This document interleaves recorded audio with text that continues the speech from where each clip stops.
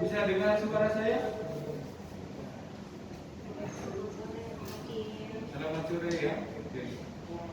Kuasa pun belum bisa? Baik sudah ya. Semuanya sudah terkonek. Ya, kita mulai sidang perkara pidana atas nama terdakwa Airuna Putri alias Lucinta Luna dibuka dan dinyatakan terbuka untuk umum. Ya. Terdakwa Lucinta sehat? Sehat ya. Kita lanjutkan persidangan dengan acara tanggapan ya. Penuntut umum atas eksepsi dari penasihat hukum terdakwa. Siap Bapak. Sudah siap? Siap Bapak. Ya, silakan dibacakan. Siap Bapak. Mohon dibacakan Bapak. Siap.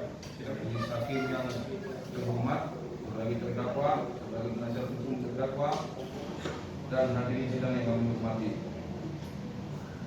Langsung saja kepada materi keberatan serta tanggapan kami. Setelah kami mendengar dan mempelajari secara seksama, maka kami menanggapi keberatan atau eksepsi tim penasihat hukum terdakwa dari poin ke poin sebagaimana pokoknya keberatan yang telah disampaikan oleh tim penasihat hukum terdakwa yaitu sebagai berikut. Yang pertama, terdakwa tidak didampingi penasihat hukum. Tanggapan dari kami bahwa berdasarkan berkas perkara yang kami pelajari, penyidik telah memberitahu hak-hak terdakwa yang pada saat itu sebagai tersangka untuk didampingi penasihat hukum. Selanjutnya terdakwa tidak mempunyai penasihat hukum.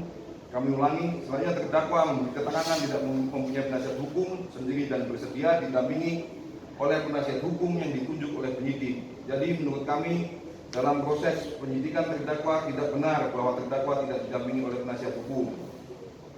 Bahwa penyidik melanggar ketentuan pasal 114 KUHP.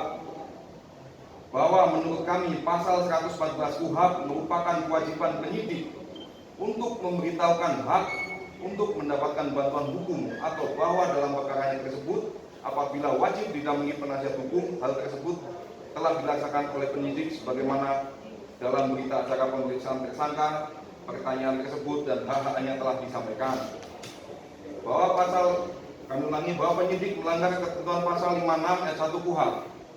Bahwa pasal 56 ayat 1 merupakan kewajiban setiap pejabat pada tingkat pemeriksaan untuk menunjuk penasihat hukum dalam tindak pidana ancaman tertentu, dan ketentuan ini juga telah dilaksanakan oleh penyidik dibuktikan dengan surat penyidik kepada kantor advokat AKN Law Firm perihal penunjukan penasihat hukum.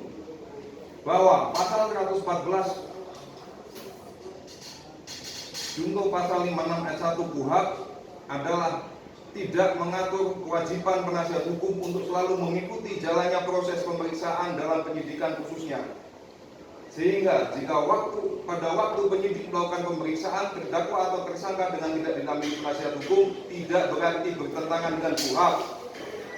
Adapun ketentuan untuk mengikuti jalannya pemeriksaan oleh penyidik merupakan hak yang berarti bukan kewajiban dari penasihat hukum sebagaimana tertuang dalam pasal 115 ayat 1 KUHP, yaitu dalam hal penyidik sedang melakukan pemeriksaan terhadap tersangka, penasihat hukum dapat mengikuti jalannya pemeriksaan dengan cara melihat secara mendengar pemeriksaan tersebut.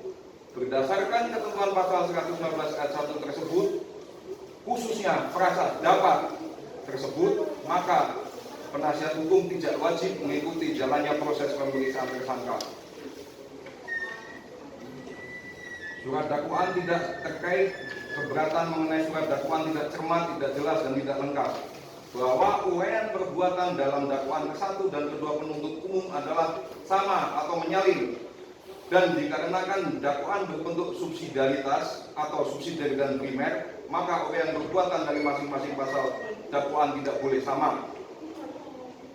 Tanggapan kami bahwa dakwaan yang kami ajukan atau kami bacakan terdahulu tidak berbentuk subsidiaritas, melainkan berbentuk kombinasi, yaitu gabungan antara alternatif dan kumulatif, sehingga dakwaan tersebut tidak termasuk substansi atau poin dalam surat Bapak Jaksa Agung Muda Pidana Umum nomor B108-E-EJP-02-2008 tanggal 4 Februari 2008.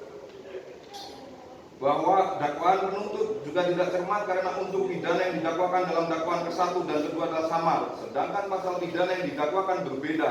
Rumusan tindak pidana dalam dakwaan ke-1 tidak sama atau berlainan dengan unsur tindak pidana yang terdapat dalam dakwaan ke-2 yang dinyatakan penuntut umum telah dilanggar oleh terdakwa.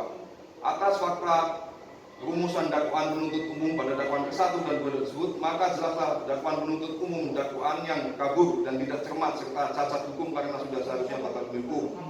Tanggapan kami bahwa setelah mempelajari memori eksepsi dari tim penasihat hukum terdakwa Ailuna Putri, kami melihat ada perbedaan antara dakwaan yang dicantumkan oleh penasihat hukum di dalam memori eksepsi tersebut dengan dakwaan yang telah kami bacakan dalam sidang sebelumnya, yaitu dakwaan kumulatif pertama, alternatif kedua, di mana dalam dakwaan yang telah kami bacakan sebelumnya langsung kepada pasal 121 huruf A Undang-Undang Republik Indonesia Nomor 35 Tahun 2009, bahwa dalam melaksanakan penggeledahan tersebut, kami ulangi Pak, keberatan dari penasihat umum bahwa penggeledahan yang dilakukan oleh penyidik Polres Jakarta Barat di apartemen terdakwa bertentangan dengan amanat pasal 33 ayat 1, ayat 3 dan ayat 4 KUHP oleh karena penggeledahan tersebut cacat hukum.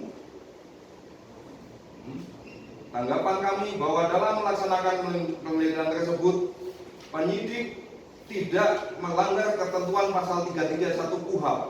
Tindakan penyidik yang tidak terlebih dahulu memohon izin kepada Ketua Pengadilan Negeri di mana daerah hukumnya didapat penggeledahan tersebut bukan merupakan tidak melaksanakan pasal 331 ayat KUHP, melainkan penyidik mengimplementasikan ketentuan pasal 34 ayat 1 KUHP,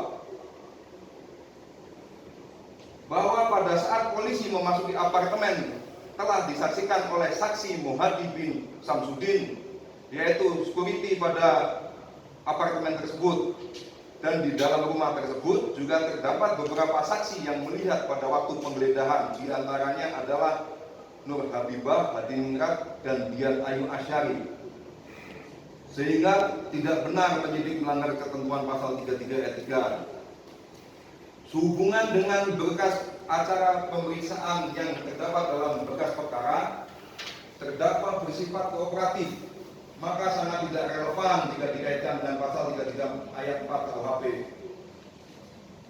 Yang ketiga, keberatan mengenai dakwaan pasal 112 ayat 1 Undang-Undang Republik Indonesia Nomor 35 Tahun 2009 yang terkesan memaksa. Mohon izin Bapak Ketua Majelis, kami berpendapat tidak akan menanggapi keberatan tersebut karena keberatan tersebut menurut kami tidak termasuk sebagaimana batasan eksepsi dalam pasal 456 dan 1 KUHP. Kesimpulan, berdasarkan hal-hal yang kami sampaikan di atas, dan ini kami memohon kepada Majelis Hakim Pengadilan Negeri Jakarta Barat yang memeriksa dan mengadili perkara ini untuk menolak semua keberatan atau eksepsi penasihat hukum terdakwa Ailuna Putri alias Bu Cinta Luna, menyatakan surat dakwaan penuntut umum nomor registrasi perkara PDM 428 kami ulangi 427 Jakarta Barat 04 2020 tanggal 23 April 2020 yang telah penuntut umum bacakan dalam persidangan adalah sah dan memenuhi syarat sebagaimana dasar pemeriksaan di sidang pengadilan. Melanjutkan pemeriksaan perkara atas nama terdakwa Ailuna alias Bu Cinta Luna.